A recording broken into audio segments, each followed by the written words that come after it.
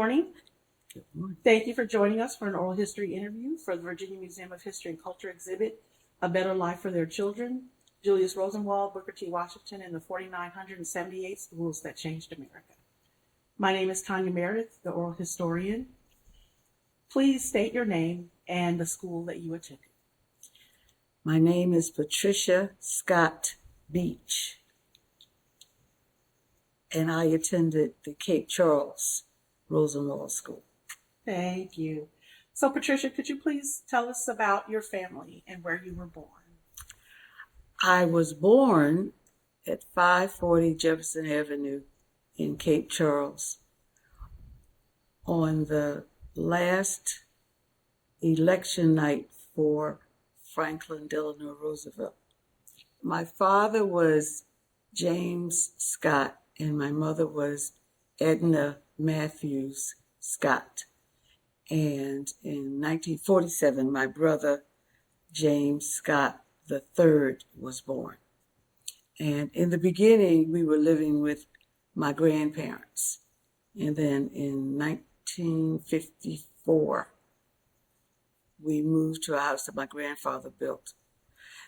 The interesting thing is that we have lived in 4 houses in Cape Charles on Jefferson Avenue on the same side of the street. And we love it. So your family has been in the Cape Charles area for many generations? We left basically in 1963. There were job opportunities at Bryn Mawr College in Bryn Mawr, Pennsylvania. People from the Eastern Shore, a lot of them worked at Bryn Mawr College. When there was an opening, they would tell somebody from Virginia and they would go. So there were many people from the Eastern Shore who worked at Bryn Mawr College. So my mother went in 1963 when I was a senior in high school. And then that was the same year that the ferries that crossed from Kip to Peak to Little Creek Ferry discontinued, and they started, they were beginning to complete the construction of the Chesapeake Bay Bridge and Tunnel. And that's how we went north, because of the employment opportunities. And then my brother stayed here until he completed high school, living with my grandparents. Can you tell me, what are some of the memories that you have growing up here? We had lots of fun. It was a segregated community, but it was a community. Everybody knew everybody. I remember skating. I remember there was a place called the Carver Spot, which was next to the movie theater. And the Carver Spot was where we socialized. I guess it had a jukebox. You could get food, you could dance. It was a gathering place. Next to that was the Carver Theater. And above the Carver Theater was an insurance company owned by Viola Tabb and her husband, William Tabb. And as a matter of fact, the night that I was born, my parents went to a movie, came home.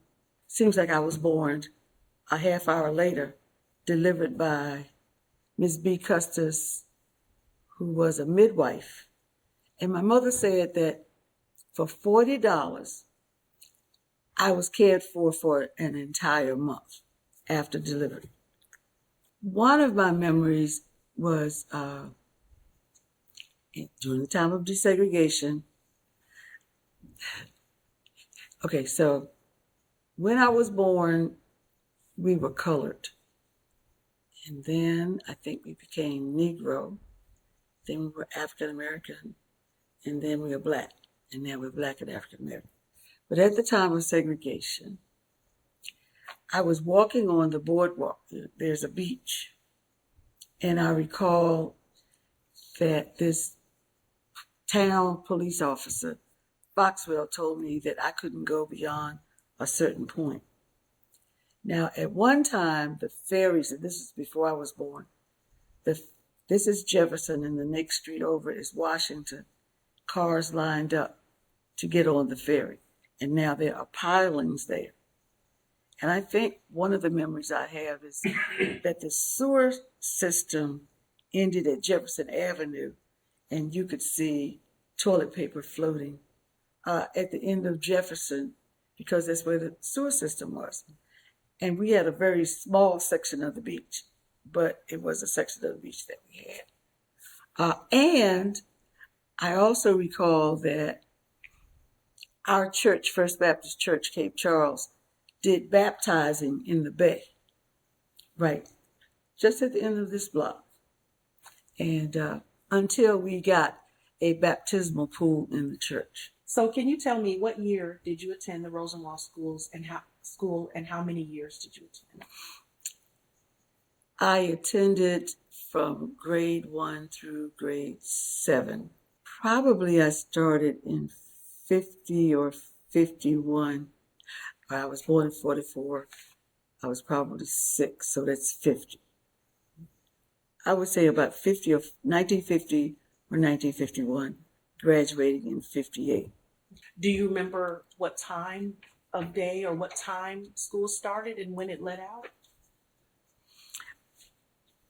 I can probably tell you we got out of school around 3. Mm-hmm.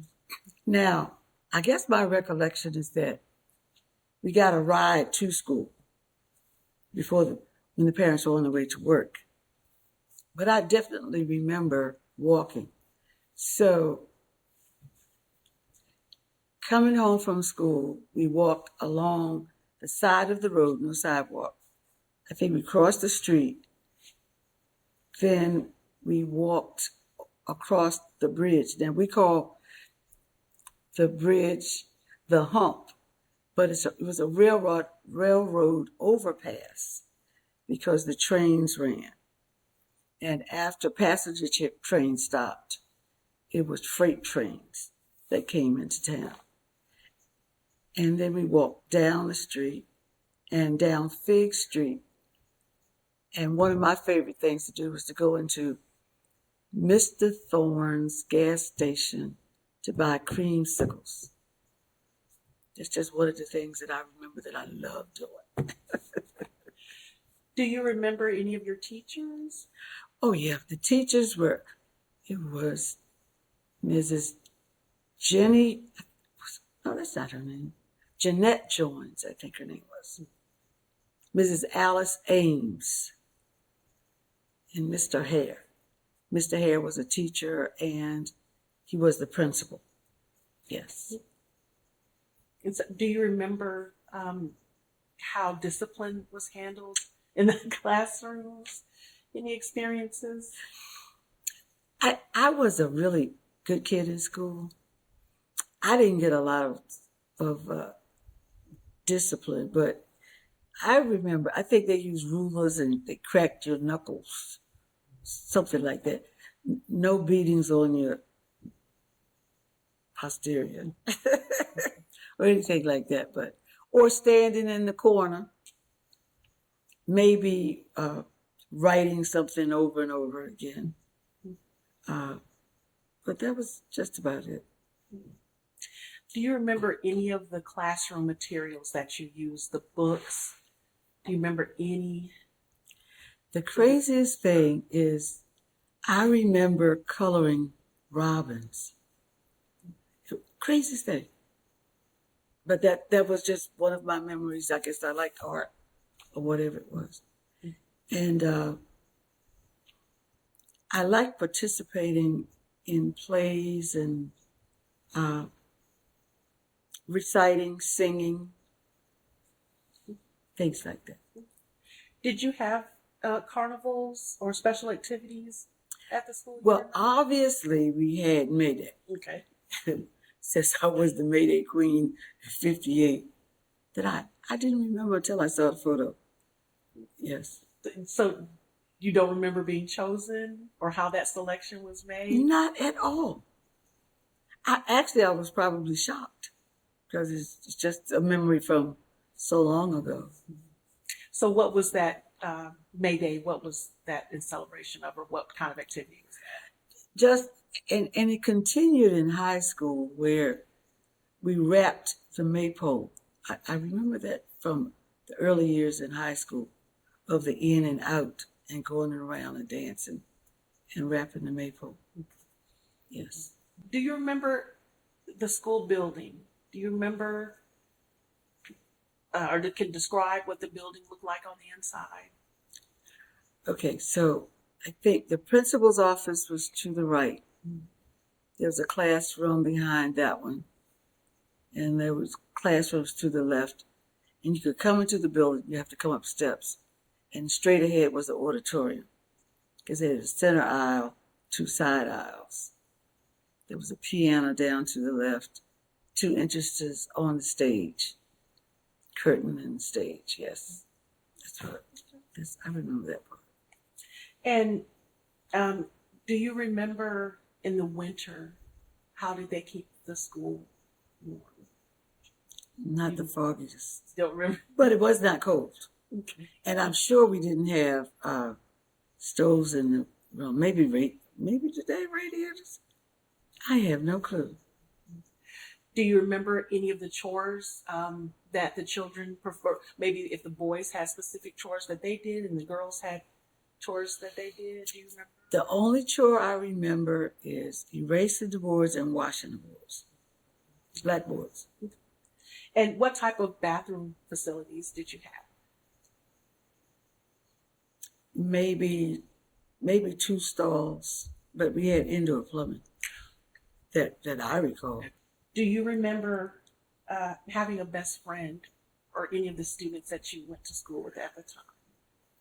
Oh yeah, lots of them. Oh my goodness, Ida Harmon, the Doggett family, the Gothicans, the Samples, the Mitchells. Oh, the Ayers family, the Church family, the Clark family, the Spady family, the Johnson family, the Laughlin family, the White family. Oh, who else was it? I knew almost everybody in every school I attended. Because that was my thing. Do you remember how lunch was provided? Did you bring your own lunch? Or I think we brought our own lunch. I don't recall that we had cafeteria facilities because the school was so small. Can you remember what a typical lunch was like? Do you remember what you would bring for lunch? No. But somehow I remember when we came home from school, Mama made cream of chicken soup. Okay. So what school did you attend after Rosenwald? So after Rosenwald, we all in the county attended Northampton County High School in Machipungo. So there was a school bus that came to Cape Charles, and everybody was supposed to go to the Carver spot, in front of the Carver spot, to catch the bus. And our bus driver was Mr. David Bailey.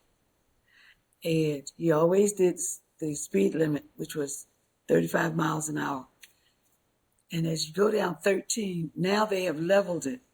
But at that time, there was a dip in the road. And so it was quite an adventure. That dip in the road going to Machipungo. Mm-hmm. Yeah. And it seems like we had to catch the bus by 8 o'clock, I think. And sometimes I didn't make it. But the stop sign was right there at the end of the street, so I would catch him at the stop sign. Okay. So at the time, the Rosenwald schools were funded and built because of segregation. Do you remember any experiences? You mentioned one earlier, but any other experiences about the race condition in the community Do you ever remember any opposition to the Rosenwald, getting teased, getting persecuted, ridiculed, anything at the time? I don't remember that. What I remember is that after the incident with Officer Foxwell, I went to the Municipal Services Building to find out where it was in the book that said I couldn't walk on that boardwalk. But we generally got along very well with the townspeople. My grandmother was a domestic, and she worked for Mrs. Dorothy Downs, who lived on Madison Avenue. And I'm sure they didn't answer it. And that was when I was in elementary school. I think it was elementary school that happened. But I don't remember a lot of negative racial things because we had our own community. We didn't have fighting like that. I guess you could say you fought among those you were with rather than the other folks, but I really don't recall that there was that kind of animosity. It's just we coexisted in town. Strange thing, I think while we were in town, we didn't go to restaurants. You ate at home, but you ate at somebody else's house. We would go to Big Mama's house. Oh my God, the best hot rolls and macaroni and cheese and fried chicken. It's that we cooked. We ate, we shared food, but no restaurants. And I guess when it came, it was Savage's drugstore. And I really don't remember that there was a place that we went until maybe after high school. I just don't remember that. Maybe some other folks can clarify it, but I just don't remember. Restaurant food was in our neighborhood. Somebody cooked it. Oh, I remember they talked about Mary Liza had, she sold yacht, and like at the Carver Spot you could get food. And maybe there were other places in the Black community. But as far as integrated eating, that didn't happen. That's what it was, yeah. So when you think about attending the Rosenwald School, Yes. what did you think when you were attending at the time, and what do you think about the education now? So the education was provided by caring teachers. They wanted you to learn. They wanted you to pay attention. They wanted you to prepare yourself for your future. And they were very strict about what they wanted you to learn and to be able to do. And at that time, you learned also cursive writing instead of just printing, which I understand they no longer do. But we were pretty well prepared. One of my other memories is that because my grandmother worked in the home of Dorothy Downs, I guess, she would bring home magazines. And one of the magazines that I got exposed to very early in my life was Reader's Digest. And I still subscribe to Reader's Digest for the variety of stories that it exposes you to, and also the vocabulary. And I would say from the learning how to read and all of that they taught you, when I went to high school, I was prepared for reading. I was never behind. And very surprisingly, when I went to college, and I went to Virginia State, after taking the placement test, I was in advanced reading. I said, wow. Like with kids from New York and Chicago and from other larger cities that had much better educational opportunities than we had at Northampton County High School. But we were prepared in the basics because we had caring teachers throughout. So, what do you think of the efforts to collect the memories and legacies of the students who attended the Rosenwald Washington School? I think it's fantastic. Now, mind you, we never knew it was a Rosenwald school until very recently. Never heard the name Rosenwald. We just knew it was the school across the hump. And our school was next to the town dump. To go to the school, there was a road that went to the right, but I guess that's where you took the trash. People took their trash to the dump, and then next to the dump was our school. And so we've learned a lot about the history of how that came to be, but those were the circumstances. And we just went to school. We accepted the situation as it was, and I would say I was never traumatized by it, and I didn't know anybody that was traumatized by it. It was the way it was. We didn't have that kind of trauma that perhaps, and we call it across the bay, that they had across the bay. I think even now, Eastern Shore of Virginia is different. Maybe it's because we are in it together. And now, 2 blocks from here was the white school. I think, well, in 1963, it was, at the time when I was in school, it was not an option. But I think they said by 1970 or so, that was the school that everybody in Cape Charles had to attend. And by then, we had long gone. What I loved about going to Northampton County High School is that because all of the Black children from the county went there, you got to meet people from the entire county. So I had friends from all over. It was great. It was absolutely wonderful. And I felt free to participate in everything I wanted to participate in, and I was in everything that I wanted to be in. Yes. It's just that I feel that we had a rich heritage here, a great community. I think that I love what's going on in Cape Charles now. Once I graduated in 1963, went to Virginia State, graduated in 1967, and from there we went to Philadelphia to live. And we visited Cape Charles occasionally, but we came back into home ownership. My parents transferred the house that I grew up in to us, and we remodeled it. It's a small house, and we remodeled it, modernized it, central air and heating. And it was large enough until our family expanded.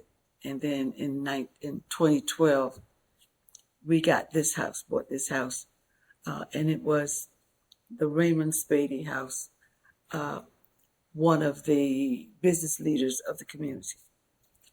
And I think this is a really great time to be in Cape Charles. It's now a resort town. And the Rosenwald School Project, we just got introduced to maybe 2 years ago. We've attended 2 annual meetings. And I was so inspired by the first annual meeting because of the mixture of people who are invested in seeing that our Rosenwald project is successfully completed, that they are repurposing our school. It is the best thing in the world to see such a mixture of people who are really dedicated. I mean, all kinds of professionals who are giving of their time and their energy and their ideas and their enthusiasm to preserve a major part of our history. Now, the population of Cape Charles has shifted greatly, but one of the things that I have noticed is that the homes in what used to be the Black community that are now standing are the homes that Black people owned. Where the renters lived, a lot of them were torn down by the landlords. And that's why we have more new construction in where the Black community used to live, because so many of those houses have been torn down. Thank you so much for your participation. You're so welcome.